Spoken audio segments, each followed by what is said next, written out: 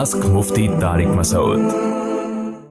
हमारे वालिद साहब अल्हम्दुलिल्लाह हमसे बहुत मोहब्बत करते हैं, सबके वालिद ही करते हैं भाई माशाल्लाह, और हम भी इनसे माशाल्लाह माशाल्लाह। जैसा कि आप पाकिस्तान में बिजली के बिल का हाल जानते ही हैं, तो जब हम अकेले कमरे में हों तो अगर हम अपने वालिद की मोहब्बत में बिजली बचाने के लिए पंखा बंद करके बैठें ताकि वालिद को कम बिल अदा करना पड़े, जबकि हमारे वालिद हमें खुद कहते हैं कि पंखा चला लिया करो, तो हम अपने वालिद के लिए ऐसा करते हैं। क्या ये भी कंजूसी के ज़ुमरे में आएगा? इसके बारे में क्या हुक्म है? देखें, वालिद की माली हैसियत देखी जाएगी। अगर वो बहुत मालदार हैं, उनके लिए पंखे का से चलते रहने से कोई असर नहीं पड़ता, तो फिर पंखा चला लें। लेकिन अगर दरमियाने दर्जे के हैं, उनको बिल अदा करने में मुश्किल हो रही है, तो फिर वालिद साहब अगर कह भी रहे हैं कि पंखा चला लिया करो, तो आप ना चलाएं, वालिद साहब का खर्चा बचाएं। तो ये माली हैसियत पर इसका मदार है कि वालिद साहब की माली हैसियत है कितनी। तो उनकी जेब पे बहुत बोझ पड़ रहा है तो ना चलाएं पंखा, बहुत सवाब मिलेगा आपको इस पे कि वालिद साहब का खर्चा बचाने का। पाकिस्तान से किसी ने पूछा, मेरे वालिद ने मेरे लिए माजी में मकान खरीदा और वालदा के नाम किया ताकि मैं ताबे फरमाबरदार रहूं। जब वालिद मरहूम के इंतकाल के बाद वालदा ने छोटे भाई के लिए वालिद के माल से घर खरीदा, जिसे बवक्त खरीद छोटे भाई के तकाजे पे छोटे भाई के नाम कर दिया। बाद अज़ा मैंने वालिदा से इसरार करके उनके नाम जो मकान मेरी रिहाइश में था अपने नाम कर लिया। मेरी एक बहन भी है मकानात में, इस बहन के हिस्से के हवाले से रहनुमाई फरमाएं। देखें, वालिद ने आपकी वालदा के लिए जो मकान खरीदा था, मकान जो नाम कर दिया था, तो नाम करके उनके कब्जे में दिया था या नहीं दिया था? कब्जे का मतलब वालिद साहब खुद निकलते और सामान समेत घर वालदा के हवाले करते, तो ये कब्जा कहलाता है शरई लिहाज से। इस प्रोसेस को पूरा किया था उन्होंने, थोड़ी देर के लिए निकलते बेशक, तो फिर ये मकान वालदा की मिल्कियत में है। फिर वालदा जिसको चाहे दें। अगर वालदा ने आपको दे दिया और देने के बाद कब्जा भी दिया तो आप उसके मालिक हैं, और वालदा ने, यानी जब आप मालिक हैं तो फिर बहनों का हिस्सा नहीं है। लेकिन अगर वालिद ने ये मकान वालदा के नाम किया था खाली, इस तरह से प्रॉपर कब्जा नहीं दिया, बेशक 1 सेकंड के लिए दिया हो कब्जा, लेकिन दिया नहीं इस तरह से कब्जा, तो फिर बीवी के नाम मकान करने से वो मकान बीवी का नहीं हो जाता।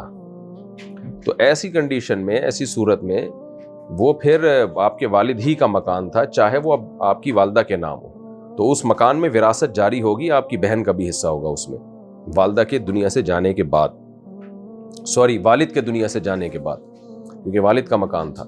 और वालदा ने जो वालिद साहब के पैसों से आपके दूसरे भाई को घर वगैरह खरीद के दिया, तो ये भी गलत किया, क्योंकि वो पैसे विरासत के थे। तो वो वालदा ने अगर आपके भाई को दे दिया है खरीद कर, तो वो भी गसब ही कहलाएगा, आपकी परमिशन के बगैर दिया है।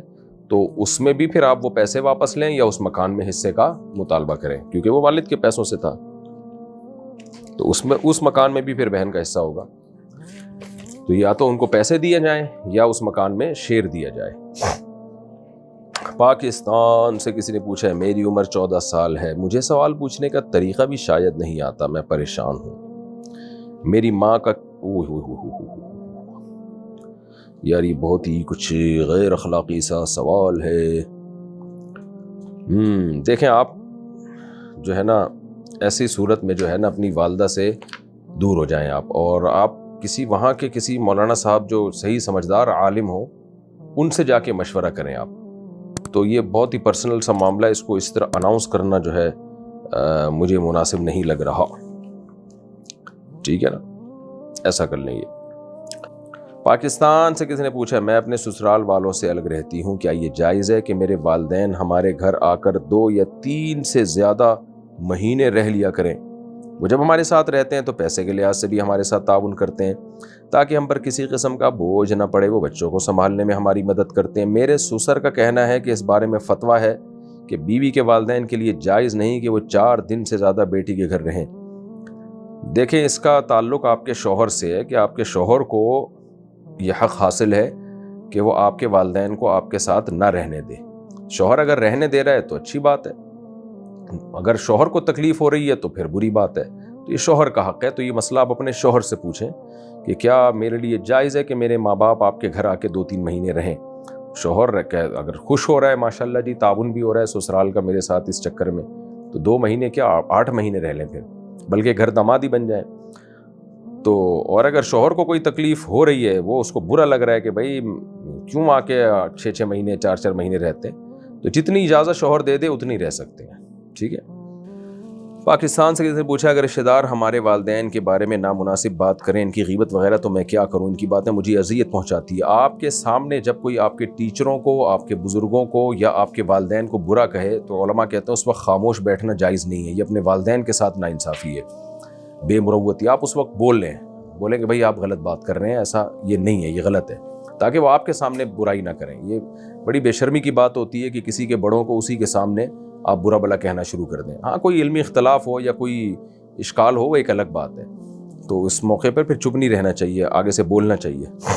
محمد علی فیصل آباد سے, میں اپنے والدین کو کیسے قائل کر سکتا ہوں کہ وہ مجھے عالم دین بننے دیں؟ میرے تمام بھائی ڈاکٹر ہیں اور میرے والدین بھی مجھے ڈاکٹر بنانے کی تلقین کرتے ہیں. میں ایک ذہین طالب علم ہوں اور مجھے ڈاکٹر کے بجائے عالم دین نہیں بننے دیں گے. میری ماں مجھے بلیک میل کریں گی کہ اگر میں نے بات نہ مانی تو وہ فلاں کر لیں گی, اور وہ روئیں گی اور کہیں گی کہ تم مجھے رلانے کے گناہگار ہو رہے ہو.